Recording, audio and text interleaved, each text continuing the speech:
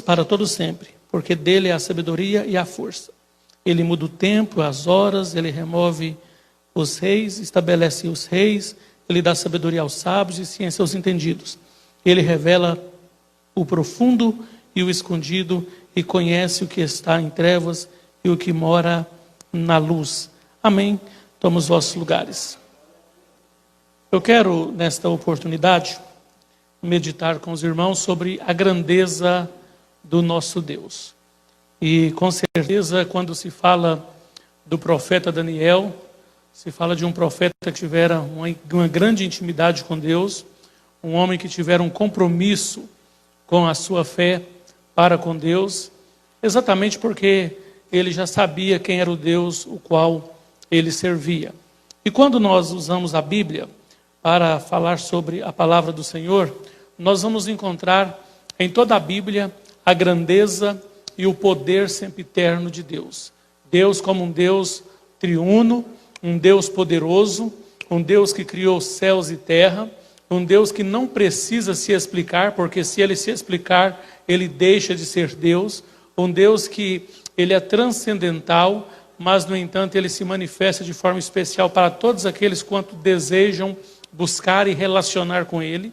E nós vamos encontrar isto até mesmo antes da lei da Torá ser escrita, quando você vê a história de Noé, que ainda não conhecia a palavra de Deus, pois a mesma ainda não havia sido escrita, mas, no entanto, pela ciência natural, ele entendia a grandeza de Deus.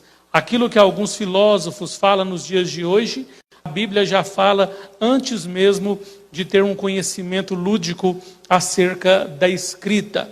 Por exemplo, quando você ouve-se falar da criação, ainda que a ciência tente de alguma forma confrontar o criacionismo através do evolucionismo, nós sabemos que ainda assim o evolucionismo possui falhas, possui brechas que apontam para a palavra de Deus. Se nós fôssemos pegar, por exemplo, a teoria evolucionista mais conhecida, que é a de Charles Darwin, onde ele fala que o homem veio do macaco, claro que tem uma cadeia antecedente, mas ela começa a ganhar forma através do homem ter vindo do macaco. Mas a Bíblia diz que até o macaco foi feito do pó da terra. Em suma, não há como o homem sair da constituição pela qual a Bíblia diz.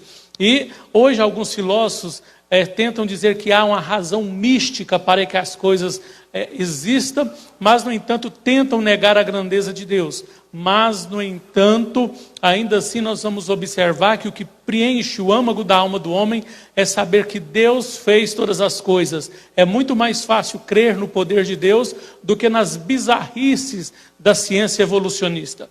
Um filósofo por nome de Leonard Duhan, ele diz que quando olha para a Terra e vê a limitação da sua visão, ele compreende alguns questionamentos do homem sobre a sua existência e sobre a existência da natureza. Mas quando este olha para o horizonte, este homem vê a natureza gritando que há um Deus nos céus. Quando Leonard Duhan fala isso, ainda que seja filósofo, ele está recitando sem saber o que está no Salmo 119, que diz: os céus faz manifestação da glória de Deus, da sua grandeza, um dia mostra a sabedoria a outro dia, uma noite faz declaração a outra noite. Enfim, nós observamos que a grandeza de Deus está presente. Se você observar a Igreja Católica no passado, ela não aceitava a ideia que a Terra era redonda. Quando Galileu Galilei disse isso, ele tivera que negar esta realidade e a partir daí ser terraplanista, dizer que a Terra é plana segurada em um sustentáculo. Mas a Bíblia diz no livro do profeta Isaías que Deus está assentado num alto e sublime trono revestido de glória e majestade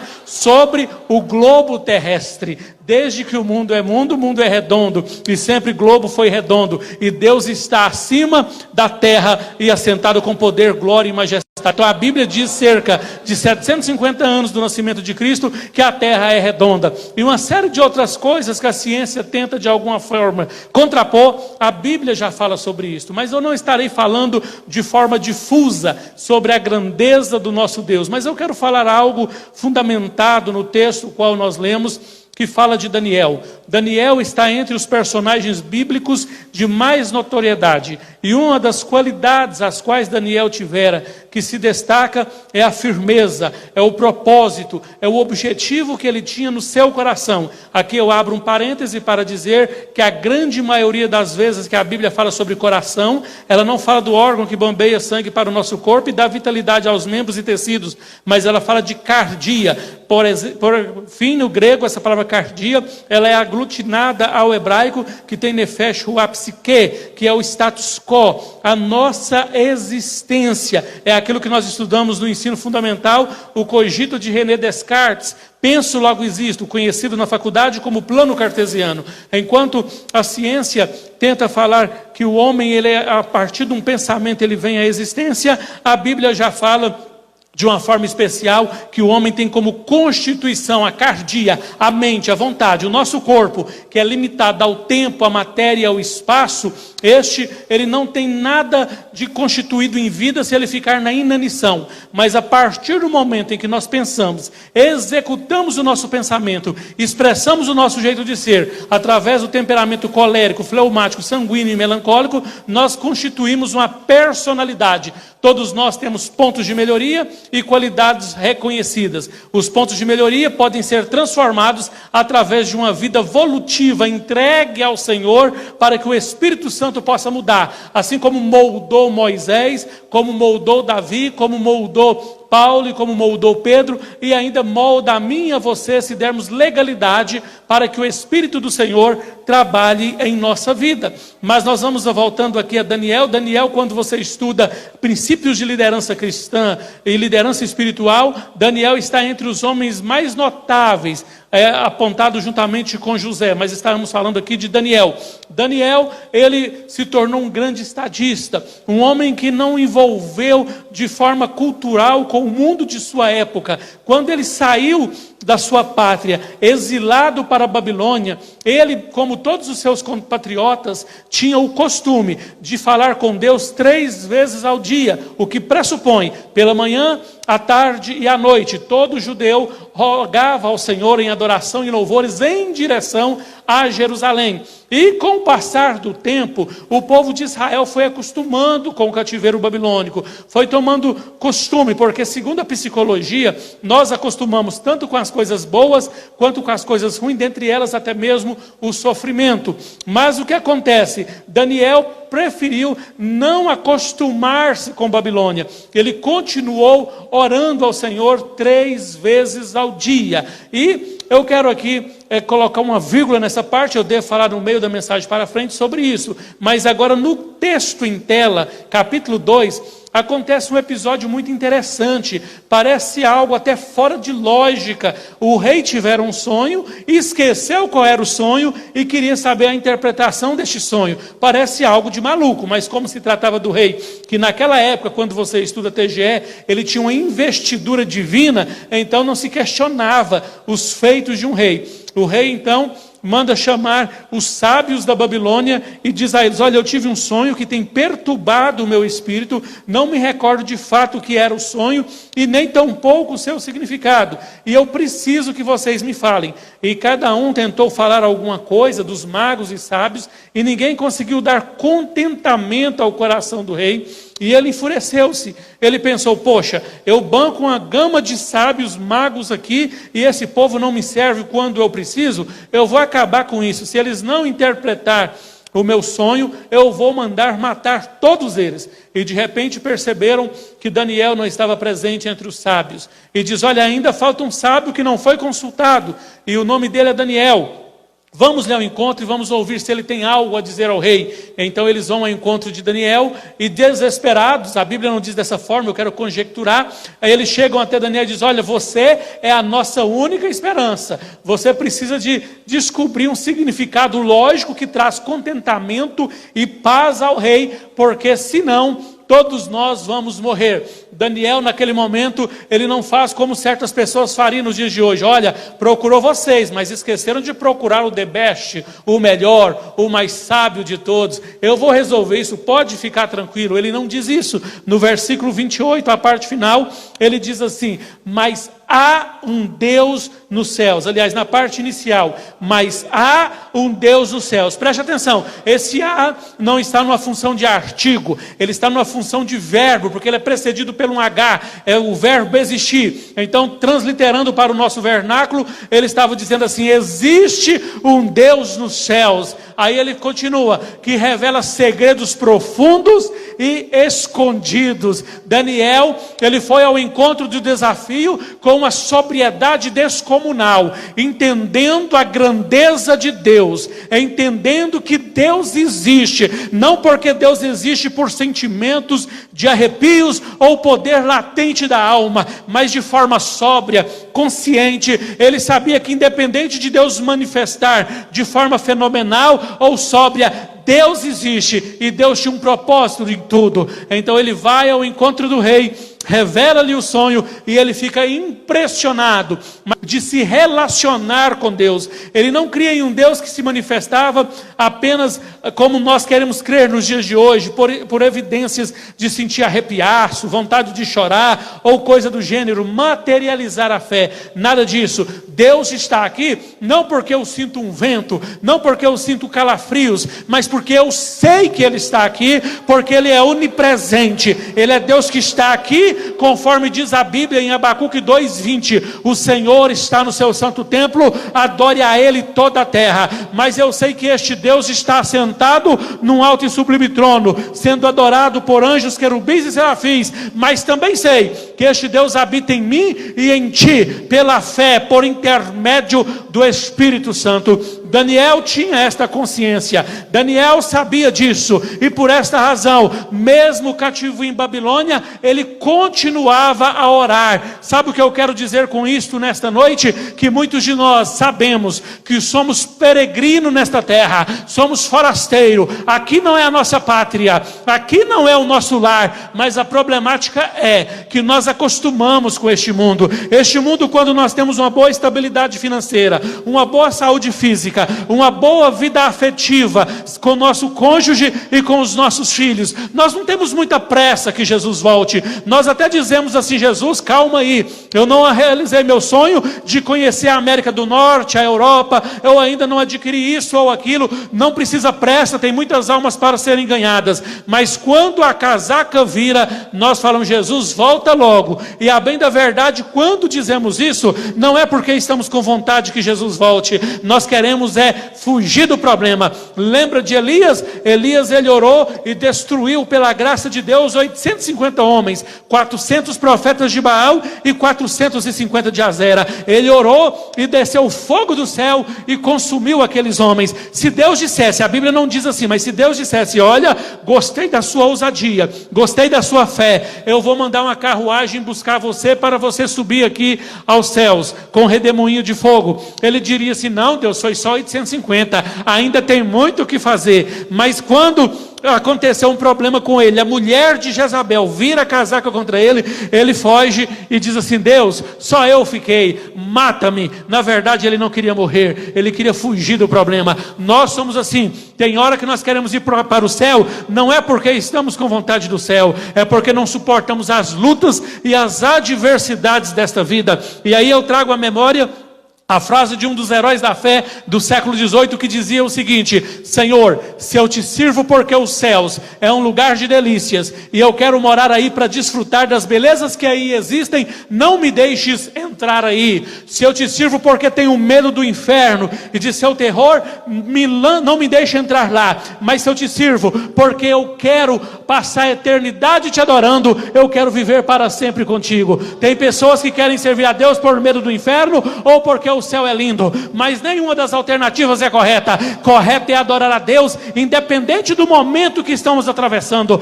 Lembra do Salmos 23? O Senhor é meu pastor e nada me faltará. Não faltará alento, não faltará paz, não faltará cuidado, não faltará adversidade, não vai faltar tribulação, não vai faltar luta. O Salmos diz: o Senhor é meu pastor, o Senhor me conduz com cajado, a vara e o cajado me consola. Se eu desviar do caminho, caminho, tu quebra a minha junta e me carrega no colo. Se eu estiver em águas tranquilas e calmas, o Senhor está comigo. Se eu estiver no vale de sombra e morte, eu não temo, porque o Senhor está comigo. O que o salmista está dizendo: se o vale é de calmaria, se as águas é tranquilas, ou se o lugar é de sombra e morte, eu não estou nem um pouco preocupado. O que eu preciso é da tua presença na minha vida. Daniel sabia disso, que para conservar a presença do Senhor, era preciso orar, buscar ao Senhor. A matemática diz o seguinte: assim como o que é uma reta, a reta é o caminho mais próximo entre dois pontos.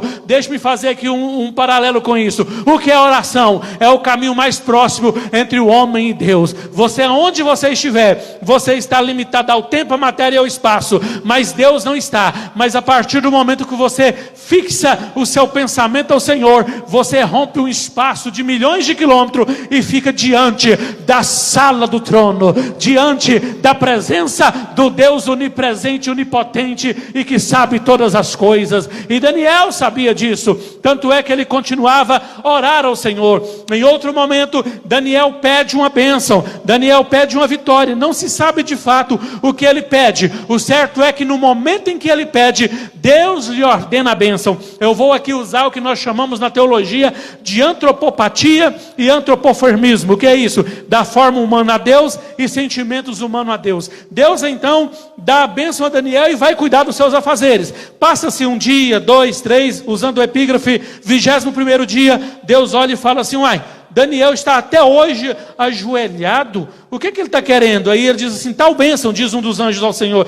eu já deliberei essa bênção para ele. Ele diz: pois é, porém, lá nas potestades está havendo a contenda, e o mensageiro qual o Senhor enviou para entregar a bênção a Daniel não conseguiu chegar lá. Deus fala assim para ele: olha, vai lá e manda outro para ajudar a chegar, porque Daniel é um homem de espírito contínuo. Daniel morre orando, ele é perseverante. E aí as pessoas acham, hoje interpretam a Bíblia errada, acham que campanha de 21 dias de Daniel vai dar a vitória. Daniel não foi abençoado porque orou 21 dias. Daniel foi abençoado porque orava todos os dias, 3 vezes ao dia, e o dia que ele precisou intensificar a oração com o mesmo propósito de firmeza, ele enlerou 21 dias consecutivos. Aí é o que a Bíblia diz: Deus agrada de homens com espírito contínuo. O que Paulo diz destarte em Coríntios 15:58: sedes firmes e constante. Independente do momento em que você está vivendo, tenha firmeza, tenha foco, porque tu serves um Deus todo-poderoso. E nós estamos vivendo dias similares aos que a Bíblia tem dito de Gênesis a Apocalipse. Quando você olha, por exemplo, na queda do homem, em Gênesis 3:6, o ser humano cai pela cobiça, pelo pecado, e a partir daí no versículo 9, há uma ambiguidade, 2 sentidos literal para interpretar. Deus em busca de um homem que ele fez para o adorar com voluntariedade, e Deus pela sua onisciência buscando este homem não encontra. Ele também sabia que este ser humano havia pecado, errado o alvo estabelecido por Deus. O alvo não foi simplesmente degustar do fruto da árvore da ciência do conhecimento do bem e do mal, mas sim em desobedecer a ordem que Deus havia lhes determinado. E este Deus que sabia que eles haviam pecado, também estava à procura de um homem caído para que ele pudesse levantar. E ele se torna então o primeiro profeta da profecia messiânica no capítulo 3, versículo 15. E se você for tentar aqui resumir a Bíblia nesta noite, nós vamos encontrar em Gênesis Deus criando todas as coisas, chamado no hebraico de Bereshit, Deus criando todas as coisas. E o que Paulo diz destarte em Colossenses 1,14: nada do que foi feito sem ele se fez. Aí você encontra Deus resgatando essa humanidade. Não dá para entender porque Deus amou este homem. É o que está em textuário da Bíblia, Gênesis 3, aliás, João 3,16. Porque Deus amou o mundo de tal maneira. A expressão tal está em uma figura de linguagem de incógnita. O autor tentou escrever porque Deus amou o mundo, parou, tentou usar as palavras gregas do momento. Ele pensou em usar filho, amor fraterno, ficou paupérrimo. Eros não dava certo, não havia conotação porque é um amor carnal. Aí ele usou o agapau, ficou meio fraco. Então ele colocou uma incógnita: porque Deus amou o mundo de tal maneira. O mundo não era planeta, o mundo ali é pessoas. Porque Deus amou o mundo? Ele poderia ter destruído Adão e Eva, começado tudo de novo e ninguém ia saber de nada. Mas Deus amou e a gente não sabe responder. É o que está na harpa cristã no hino 169. Ó, porque Jesus me ama, eu não posso te explicar, mas a ti também te chama, pois deseja te salvar. Não dá para explicar a grandeza deste amor. O teólogo Mackintosh diz assim: só a eternidade talvez responderá, porque Deus nos ama. E no entanto, não entenderemos isso com clareza, conforme está na Bíblia, no livro de Jó. O que é o homem, para que tu tanto os estime e ponha sobre ele a tua mente, o teu cuidado e o teu coração. O homem que é limitado ao tempo, o homem que é limitado ao espaço e à matéria. Se nós não morrermos de acidente, de enfermidade crônica, vamos morrer de falência múltipla de órgão, porque esse corpo começa a se decompor a partir dos 25 anos de idade, o que ironicamente acontece com a maturação neurológica. Mas Deus nos ama. Em Gênesis nós vamos ver a história da criação. Aí Deus resolve fazer um plano para resgatar a humanidade. Aí ele escolhe Êxodo para revelar-se aos homens. Ele começa a colocar normas sociais, através de Números, Levítico, aonde há uma importância de normas éticas, sociais e culturais. Aí Deus começa a falar com os homens de uma maneira especial em sociedade, através dos livros históricos. Você vê a grandeza de Deus, o cuidado de Deus, até mesmo no livro de Esther, que não contém a palavra Deus, mas no entanto a pessoa de Deus e de Cristo está presente no livro. Deus então começa a falar com o povo através de profetas maiores, de forma detalhada, meticulosa. Ele começa a falar o propósito dele para a criação e o desejo de resgatá-lo da perdição eterna. O homem acha as profecias prolixas, extensas e não entende. Deus então usa os profetas menores, palavras objetivas, sucintas, o homem ignora, então se cala, conhecido como período interbíblico ou intertestamentário. E de repente Deus então começa a cumprir ao final do período interbíblico que Jesus viria. O teólogo Philip Yancey diz que não havia momento melhor para Jesus nascer, a não ser o momento em que ele nasceu. Mas aí cumpre-se primeiro preparando o caminho, a profecia de Isabel. Isabel é um hipocorístico, porque o nome dela original seria Elizabeth. Então observe bem, o Deus então começa a levantar João Batista, vem Jesus logo após, e Jesus começa a fazer algo que vai na contramão do que eles interpretavam. O que acontece ali? Jesus vem implantar o reino de Deus. Só que o reino de Deus era um reino de fato, era um reino de verdade, era um reino de doação,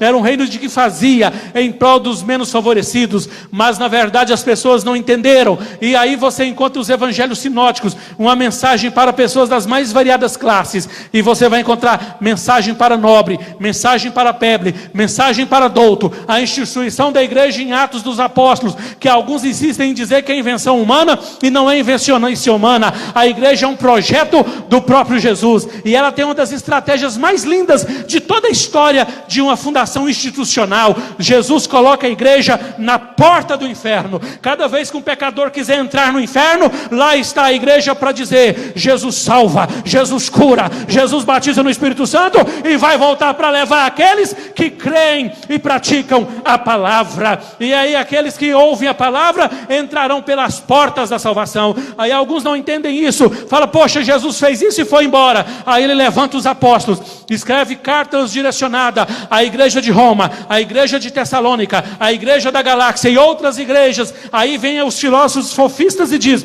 não, essas cartas foi para aquele povo, não serve para nós. Aí vem as epístolas gerais e aponta para todos, e no final vem uma indagação: se eu praticar essa palavra, a qual é o resumo da Bíblia que eu estou dizendo, o que é que eu ganho? Vem a Bíblia e diz na Revelação, Apocalipse 2:10, ser fiel até o fim e dar-te-ei a coroa da vida eterna. Linkado com João 14:1, não turbe o vosso ser, o vosso coração, a vossa existência. Crede em Deus, crede também em mim. Eu vou para o Pai e voltarei para vos levar para a cidade santa. Quem garante isto? 1 Pedro 3,15, estejais pronto para responder a razão da esperança que é em vós. A nossa esperança não é em dias melhores nessa terra, porque a Bíblia diz que as coisas vão piorarem muito. A nossa esperança não está está em um governo que faça coisas melhores e equitativas. A nossa esperança está em que Cristo vai voltar. Pastor, quem garante isto? A Bíblia diz em Salmo 119,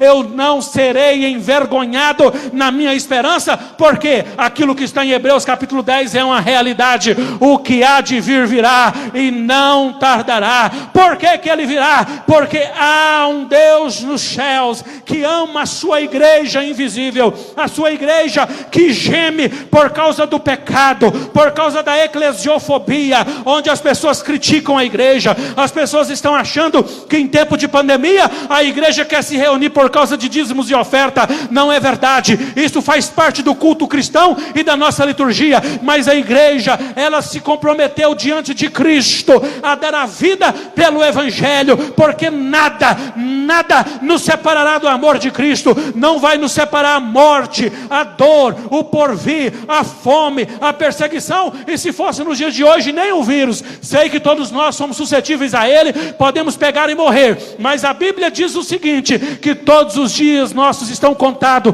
e Deus tem um propósito. E quando o crente morre, independente do que seja, ele não morre, ele passa da morte para a vida, com responsabilidade, com cuidado. Nós vamos aí cumprindo com as orientações de saúde, mas nós sabemos que é Deus que orienta, é Deus que guarda. Salmo 127, nós fazemos a nossa parte, mas confiamos em Deus. Tanto é que a nossa Organização Mundial de Saúde está desbaratinada. Ora usa máscara, ora não usa, ora o vírus pega pelo ar, ora não pega, ora fica em casa. A ciência mostra que ficando em casa pega, não ficando pega. Na igreja a qual sou pastor, uma pessoa ficou desde março em casa e foi contaminado dentro de casa, e desde março eu fiquei só os primeiros 15 dias, não tive como ficar mais, e Deus tem nos guardado. Não estou dizendo que estou imune, não acredito em preconceito com relação a isso, porque não dá para você definir preconceito com relação a isso. Por quê? Porque ninguém pode dizer eu não pego, mas no entanto nós sabemos de uma coisa, que a nossa fé torna a nossa vida mais leve, porque nós sabemos que se Deus quiser nos levar de Covid-19, Ele vai levar. Se Ele quiser permitir que seja um latrocínio, um assalto com resultado morte, Ele vai permitir. Se for uma enfermidade crônica, Ele vai permitir. Agora, se Ele não quiser que nós morramos agora, pode arrancar o nosso coração, que nós vamos viver sem coração, porque as coisas da fé não é no mundo transcendental, é no mundo além disso. Então nós estamos aqui nessa noite para dizer a este mundo, há um Deus nos céus. Ainda que eles consigam driblar o coronavírus, eles não vão driblar o juízo de Deus, porque os assuntos do Apocalipse diz que as coisas vai piorar, e é muito. Então sabe quem vai subir para os céus? Aquele que permanecer fiel a Deus, porque com essa pandemia, muitas igrejas perderam seus jovens para as lives mundanas. Quanto permitiram o retorno da igreja? Tem igreja que tinha 30 jovens, hoje não tem um.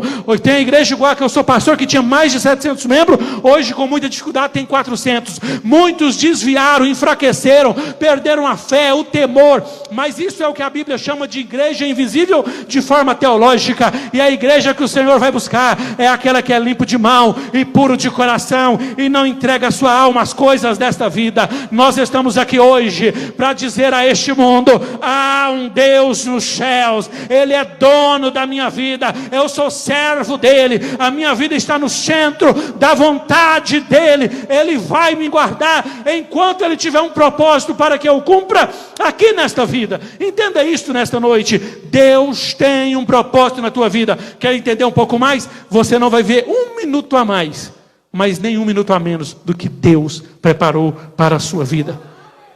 Daniel entendia isso. Daniel tinha firmeza. Tem muitas pessoas que perderam a firmeza. Eu não consigo entender isto, porque a nossa geração, que sempre pregou, somos a geração do arrebatamento, somos a geração do avivamento. Chegou a oportunidade de viver isso, nós estamos enfraquecendo. Vamos prestar atenção nisso? A geração do avivamento sempre foi geração que sofreu calúnias, perseguições e incompreensões. A geração do avivamento dos apóstolos, Paulo ele dizia o seguinte: eu estou pegando um navio para viajar, fazer um cruzeiro e passear, não.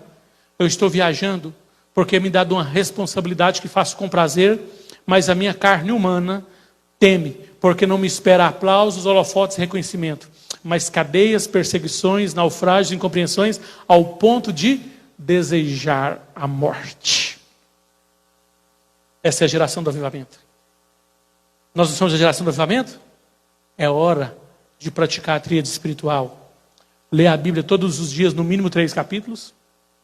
Orar, no mínimo, 30 minutos por dia. E jejuar, pelo menos 2 vezes por semana. É hora de aproximar de Deus. Quer ser avivado? Não tem outro caminho. Pode fazer teologia, pode fazer faculdade. Eu fiz algumas. Mas o que dá avivamento para nós é aproximar de Deus através da tríade, do tripé espiritual. É simples. Leitura bíblica, oração e jejum. Para ser avivado não tem outra coisa. Pode virar pós-doutor em teologia que não será avivado. Se não tomar cuidado vai ser um desviado dentro da igreja. A melhor faculdade para um crente ser avivado chama-se faculdade do Espírito Santo. Lamentações 3:29. Põe a boca no pó, talvez assim ainda haja esperança. Quer conhecer Deus? Oséias 4:6. O povo perece porque não conhece a Deus. 6:3. Conheça e prossiga conhecendo. João 5:39. Quer ser salvo? Para conhecer o Senhor é pela palavra. Dedicação à palavra. Mortificar a carne, Colossenses 3:5. Através do jejum. Não somos a geração do avivamento? Não, agora vamos falar outra frase que os jovens gostam muito do congresso. Somos a geração do arrebatamento. Amém. A geração do arrebatamento só tem uma vantagem. Se Jesus ouviu a alarido da trombeta e nos chamar para o céu agora, porque a gente fala que Jesus vai vir, ele não vai vir, nós que vamos encontrar com ele nos ares. Na hora que der o alarido da trombeta, ele desce até um certo lugar e nós subimos e vamos junto. É assim que vai ser. Essa geração só tem essa vantagem, não vai morrer fisicamente, vai ter um corpo transformado. 1 Coríntios 15, 52 a 57. Mas ainda assim, os mortos vão ressuscitar primeiro, recebendo um corpo imortal, revestido da imortalidade e da incorruptibilidade. É a única vantagem. Por que, pastor, você está falando isso?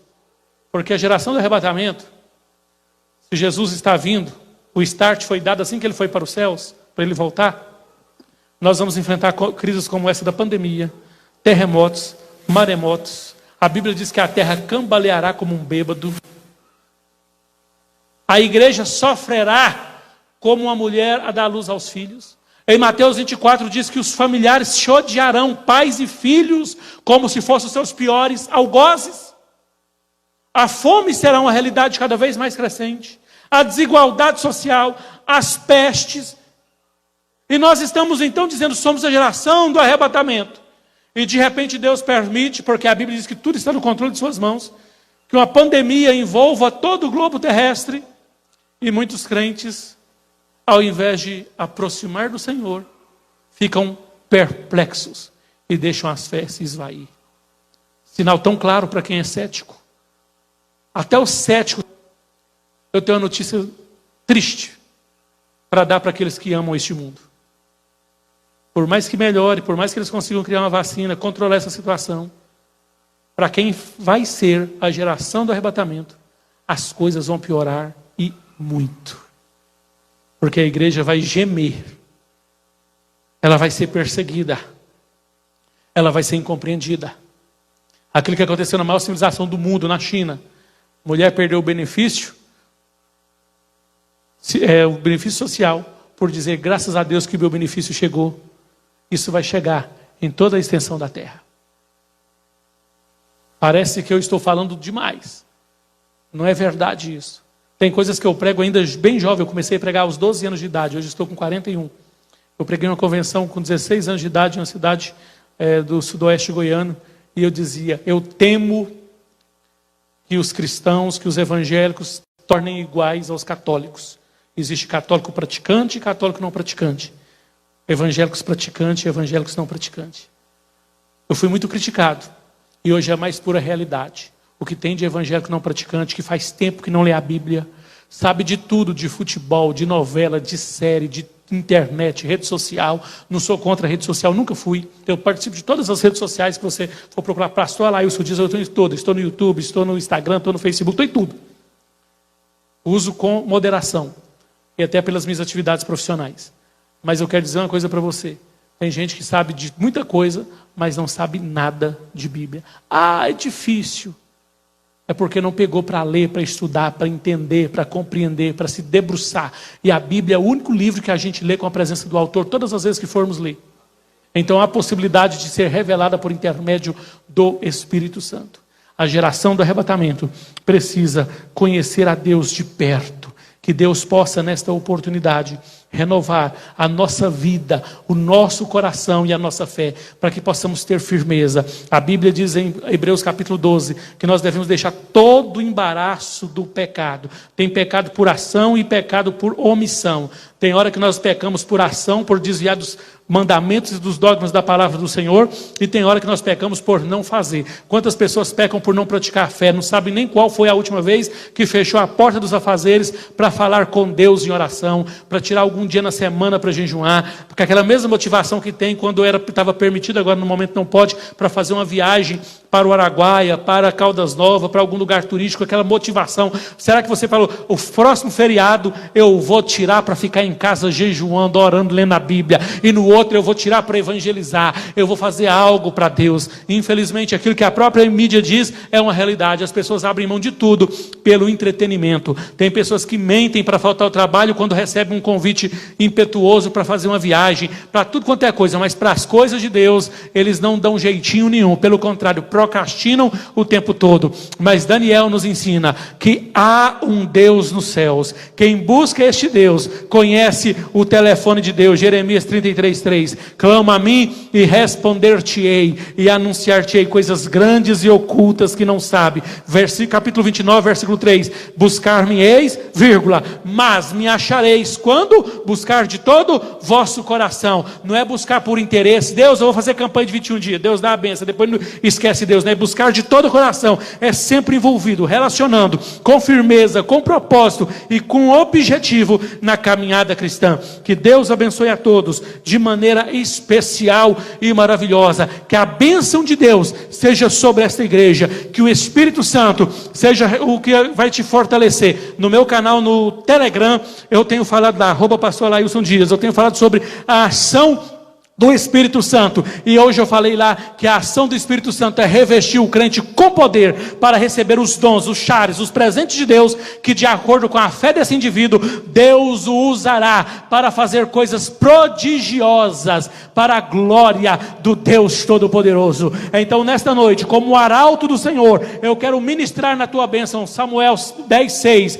o Espírito Santo do Senhor apossará de ti, então cantarás, profetizarás, e nunca mais serás o mesmo. Que Deus vos abençoe, que o nome do Senhor seja conhecido por ti e através de ti. Que Deus guarde você e sua família da peste perniciosa, da língua venenosa, do homem sanguinário e mau, e até mesmo do coronavírus, para que veja que Deus te escolheu para fazer a diferença em sua geração, em nome de Jesus. Deus abençoe.